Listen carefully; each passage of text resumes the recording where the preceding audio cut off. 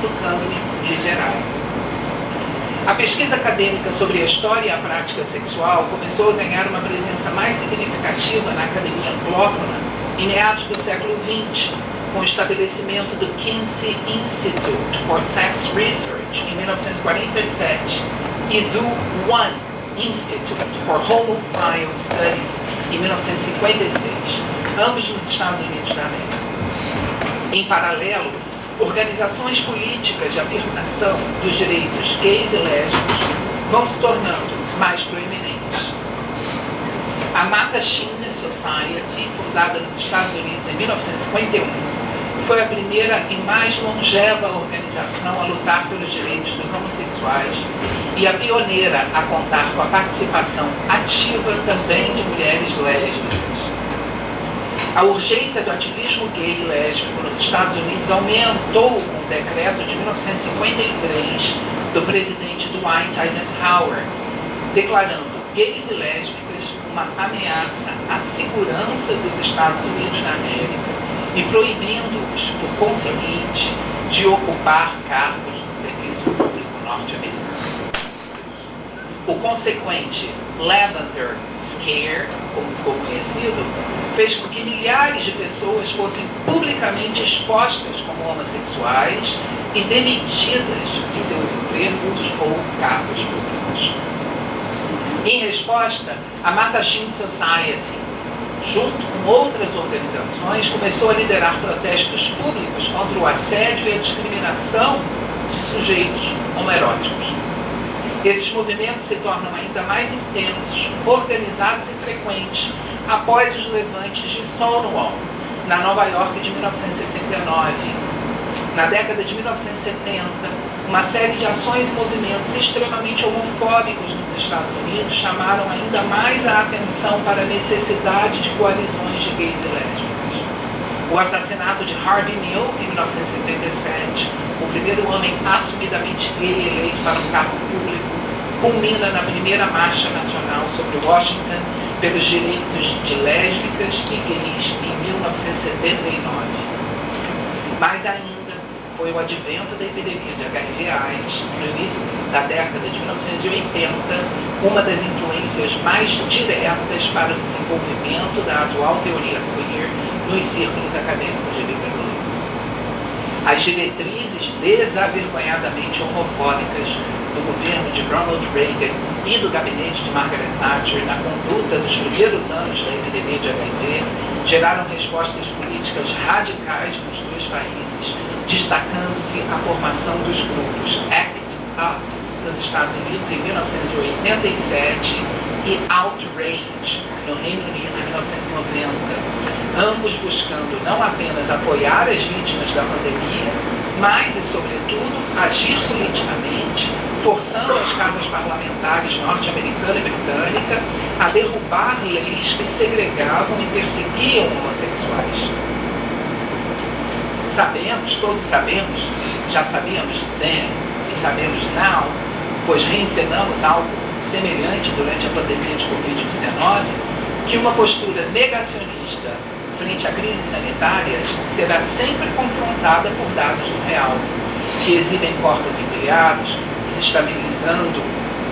políticos e ideologias, alargando aquelas fissuras ideológicas como as compreendeu Alan Sinfield. É em meio a esse contexto de mudança e turbulência social e cultural que os então inicialmente chamados Gay and Lesbian Studies começam a se estabelecer nas universidades, sobretudo estadunidenses. Esses primeiros estudos buscavam, em sua maioria, estabelecer um passado, construir uma historiografia do homoerotismo, além de, em paralelo, documentar a presença das forças e dos discursos de exclusão a que indivíduos homoeróticos estavam submetidos. Na Europa, a publicação de A Vontade de Saber, 1976, primeiro dos 3 volumes da História da Sexualidade por Michel Foucault, e sua hipótese de que os discursos sobre sexualidade, ao contrário de terem sido absolutamente reprimidos, proliferaram entre os séculos XVII e meados do século XX, tornou-se ferramenta teórica incontornável a qualquer estudioso da sexualidade no campo das ciências sociais, humanidades e das artes. O termo queer, no entanto, é creditado a Teresa de Lauretis no seu artigo Queer Theory, Lesbian and Gay Sexualities, publicado em 1991 na revista Differences. Não identitário, por definição, o conceito de queer, eu cito,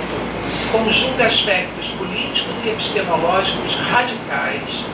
fortemente influenciados pelas correntes pós-estruturalistas e, em particular, por Deleuze e pela desconstrução. Fim de citação, como nos informa José Carlos Barcelos, foi professor desta universidade e deste instituto, em texto publicado em 2002. Ruth Goldman, em seu artigo anterior, de 1996, afirmava o aspecto anti-identitário da ideia de queer, na medida em que compreende o conceito como representativo de, eu cito, um sem número de identidades antinormativas que se interseccionam, fim de citação, guardando um traço que lhes é comum, o desafio à norma. Uma das peculiaridades da recente crítica shakespeariana de matriz queer é a noção quase paradoxal de que, eu cito, desde seu começo ela se posiciona contra a ideia de que queer também indica marginalidade. Esse ela se posiciona, o referente é a crítica shakespeariana de matriz queer. Né? O paradoxo, isso quem diz, quem lhe chama atenção é Goran Stanivukovic, em texto de 2017. Posto que Shakespeare está longe de ser compreendido como um autor das margens. O diálogo entre a teoria queer e o cânone shakespeariano, eu cito, vem localizando significados queer em algumas das personagens, ações e tramas mais estabelecidas de Shakespeare, continua Stanivukovic. A ideia de um queer Shakespeare busca demonstrar que a margem não é o único locus de produção de sentidos queerizados. Tampouco é aquele que esta teoria, a teoria queer, busca ocupar. Novamente, recorro a Stanivukovic, que defende que, aí é o slide 8, muito obrigado, juntamente à ideia de temporalidade, queer tem recentemente apresentado um desafio à teleologia do tempo histórico.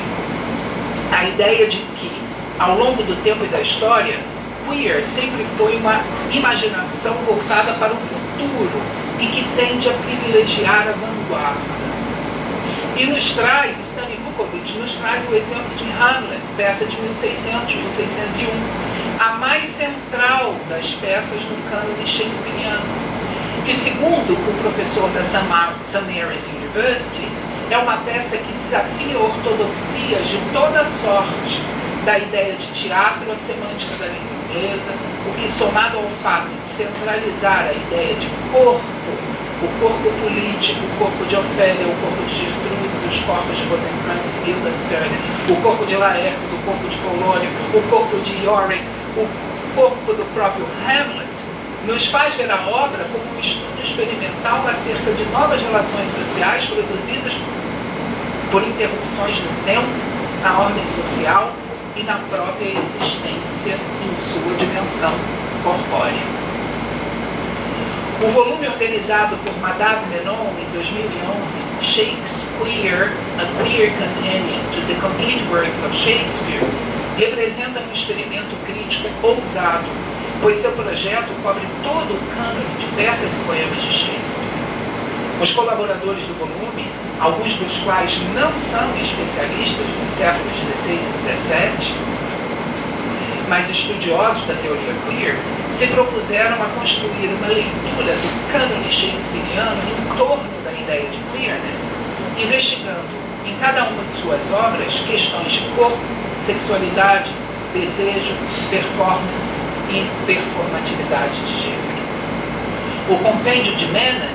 não apenas faz do Bardo um escritor queer em sua integralidade, mas, e mais importante, defende a posição de que, slide 9, Shakespeare é um teórico queer, porque seu trabalho já dita a teoria queer que nós ocupamos hoje. Fim de citação. Além de levantar a questão central que norteia a crítica queer de Shakespeare como um todo,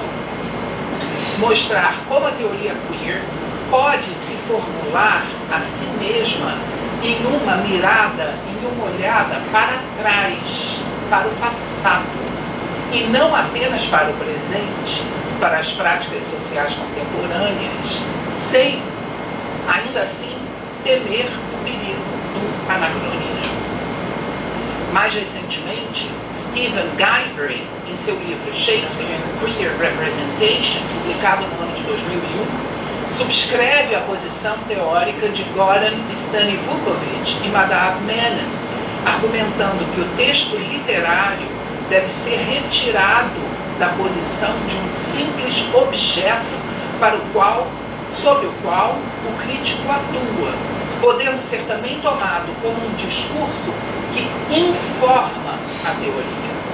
O cânone shakespeariano, para Guidry, que eu cito, também pode ser teoria queer, e não apenas algo em que a teoria queer possa ser aplicada. Fim de citação. Neste momento é interessante, talvez sintomático, perceber que dos 4 títulos de crítica shakespeariana mencionados nesta minha fala, que se anunciam como de formação queer, os livros autorados por Melissa Sanchez e Stephen Guidry, além dos outros 2 organizados por Goran Stanivukovic e Madhav Menon, somente o de Menon, Shakespeare, traz uma análise mais detida, ainda assim pouco eloquente, sendo mesmo sucinta, de uma das peças de Shakespeare que mais densidade queer traz ao leitor, espectador contemporâneo. Eu falo aqui de The Two Noble Kinsmen, Os Dois Primos Nobres, título da tradução da peça que o professor José Roberto Alcheia publicou pela editora Iluminuras em 2017. Peça datada entre os anos de 1613 e 1614, Os Dois Primos Nobres vem recebendo atenção crescente da crítica especializada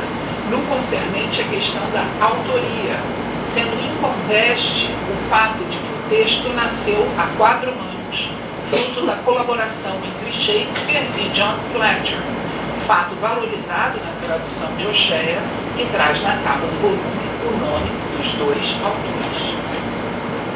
Um outro aspecto que vem ocupando a crítica shakespeariana é o tratamento dado pelos dramaturgos Shakespeare e Fletcher à fonte principal da peça, The Knight's Tale, a primeira das 24 narrativas, 3 delas incompletas, que compõem The Canterbury Tales, da pena de Geoffrey Chaucer, autor do fim da Idade Média, que viveu entre 1343 e 1400. The Canterbury Tales, que tem data de composição geralmente estabelecida pelos historiadores da literatura inglesa entre 1380 e 1390. Lembra-nos a professora Marlene Soares dos Santos, em estudo introdutório à tradução de Os Dois Primos Nobres, assinada por Alcheia, que o conto de Chaucer, e eu cito Marlene, focaliza 2 tipos de ideal: o clássico, da amizade masculina, e o medieval, da cavalaria, que muitas vezes se entrelaçam. Sobre a amizade entre 2 homens, continua a professora Marlene Santos, vale lembrar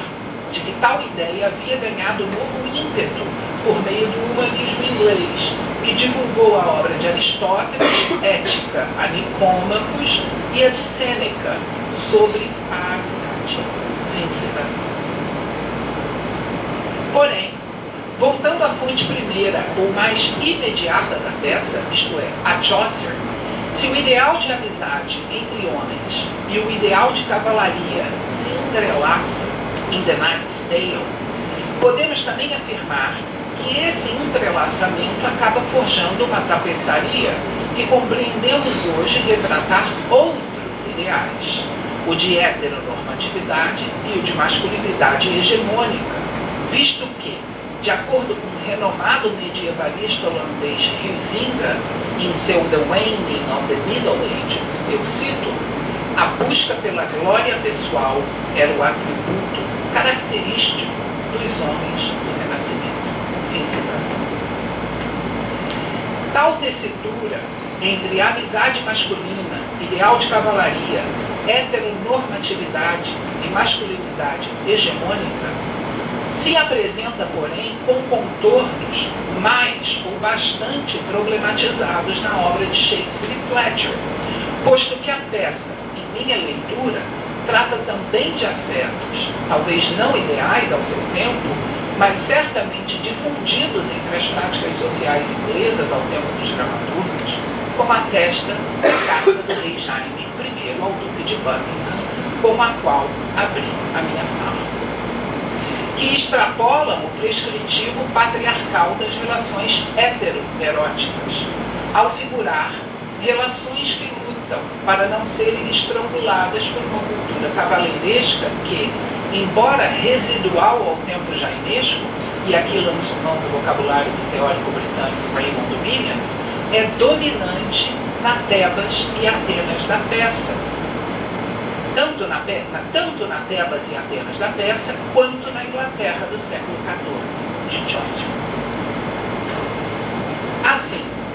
se aceitarmos como válida a afirmativa de Bruce Smith, novamente ele, mas agora em um outro livro, Shakespeare and Masculinity, do ano 2000, podemos então ler a relação entre os primos Arcite e Palamon como uma queerização do ideal de cavalaria, constitutivo de uma cultura residual no início da era moderna inglesa. Slide 10, por favor. De acordo com Bruce Smith, em 1613, quando a peça Os Dois Primos Nobres foi provavelmente apresentada pela primeira vez, o torneio em que os dois cavaleiros decidem a questão entre eles, no ato 5, cena 5, tornou-se um objeto de nostalgia,